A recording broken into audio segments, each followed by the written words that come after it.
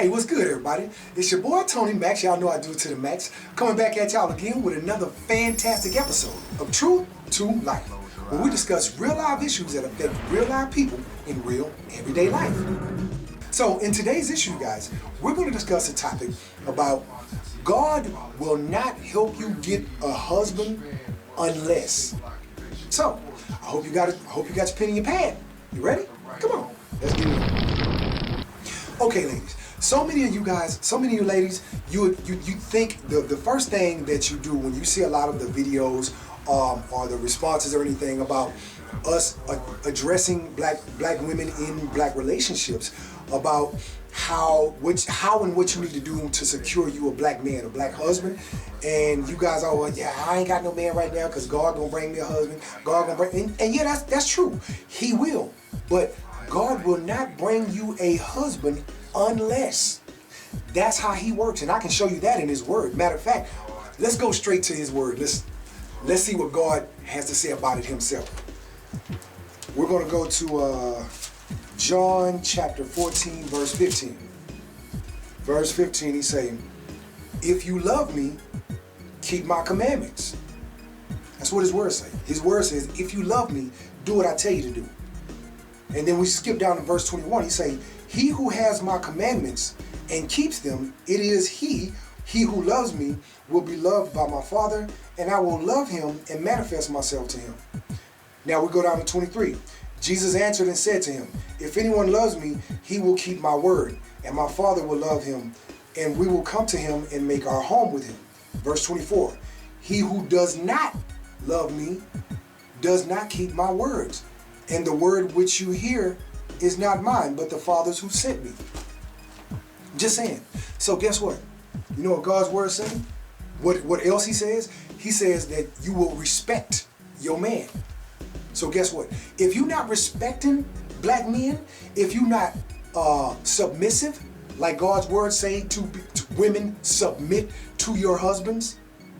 If you're not friendly, submissive, and respectful to your man, or as an individual, when you encounter black men on a regular basis, anyway, God is not going to give you no man. God is not going to bring you. Why would he bring a good man to you? Why do you deserve a good man? What have you done to fix yourself, to prepare yourself for a good man? You're not even prepared. So when and if a good man did come your way, you wouldn't even know how to handle him. You won't know what to do with a good man. Me, a good woman, wifey, I'm all the way live, baby, believe that. Ain't had sex in a year, know how to protect and provide. I got my money up, got my weight up, I'm handing up on my business. I can fix just about anything, build just about anything. See, these are qualities that women look for, and I'm a protector, off the muscle. I got these, you know what I'm saying, for sure. And if it come to that, you know, whatever, to protect my family. But what I'm saying is that we as black men, we understand this, ladies. We understand this. As black men, we've done the work, and we are consistently, presently doing the work. We are still doing the work. So how is it, don't you see that as an imbalance? You see the imbalance there? We're doing the work. We stepped our game up. So we're up here and you guys are still way down here. So when Becky and Sue Lynn come in and Juanita Senorita come in and scoop us up because you not prepared, let's try it like this. Let's say on the market, let's say your market value, okay? Let's say you're a product. Let's say that you are a car.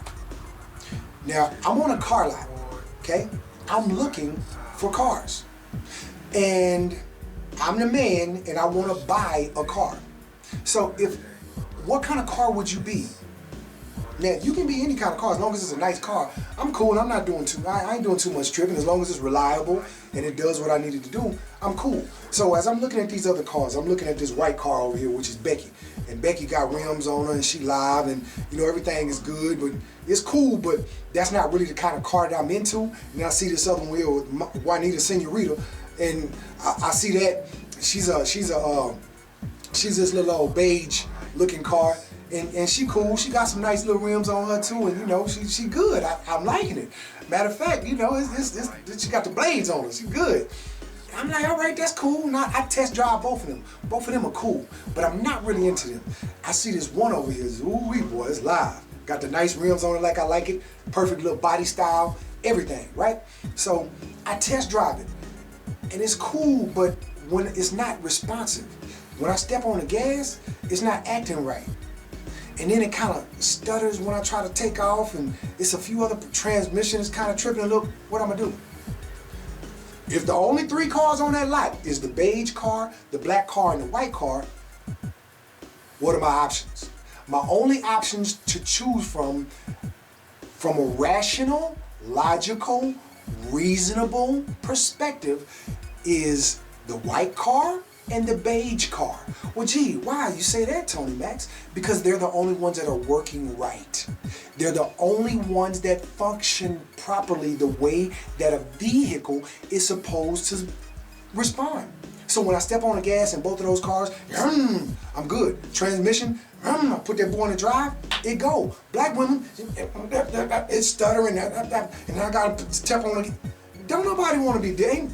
I don't have time. I got to go to work.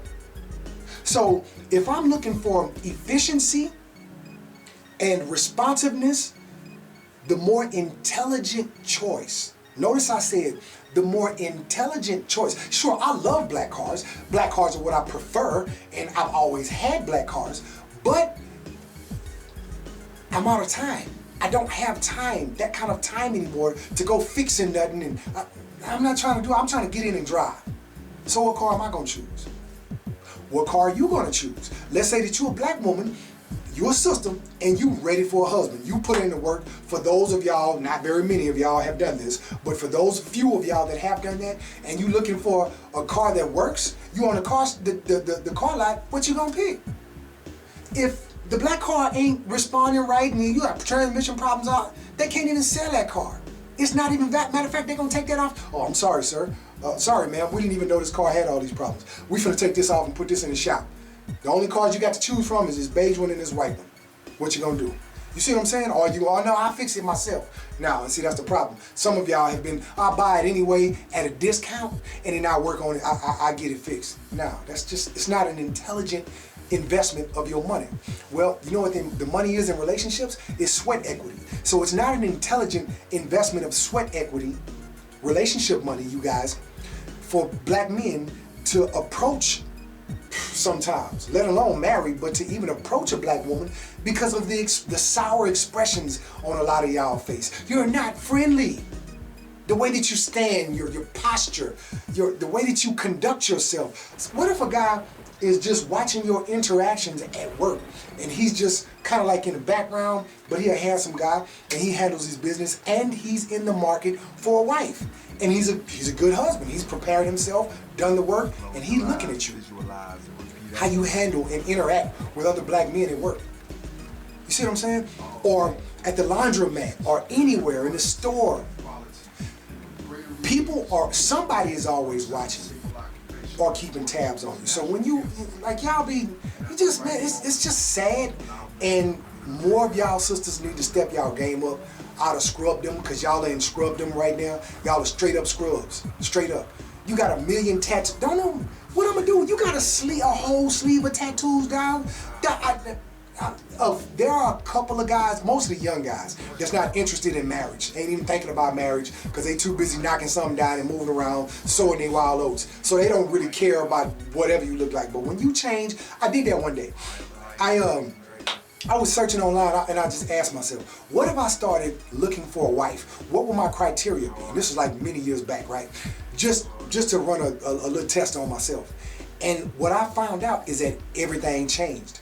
Tattoos and what I really, really like, because I gotta live with you, and you are a representation of me. A woman is a representation of her man when she's not with her man.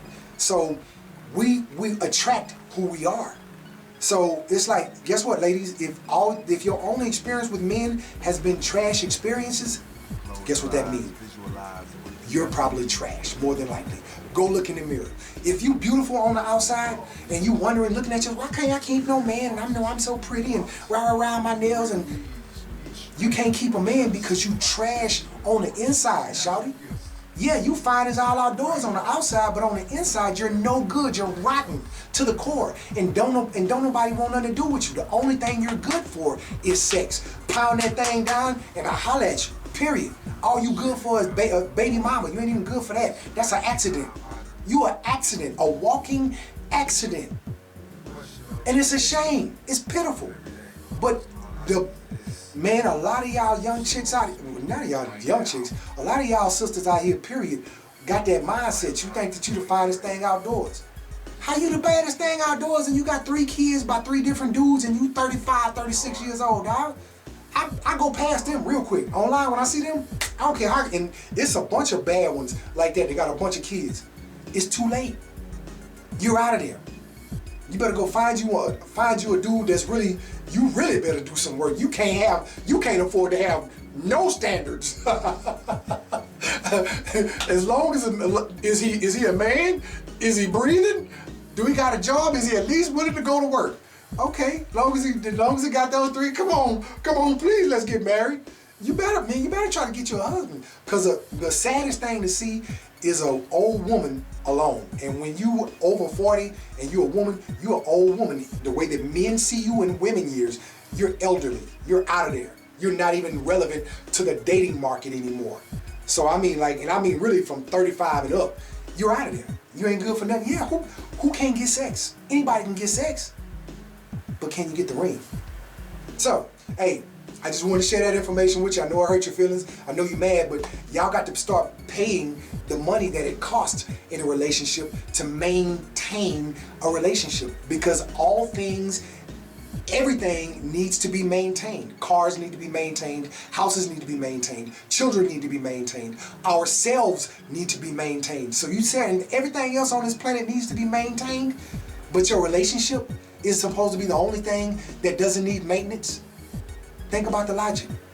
Just think about the logic.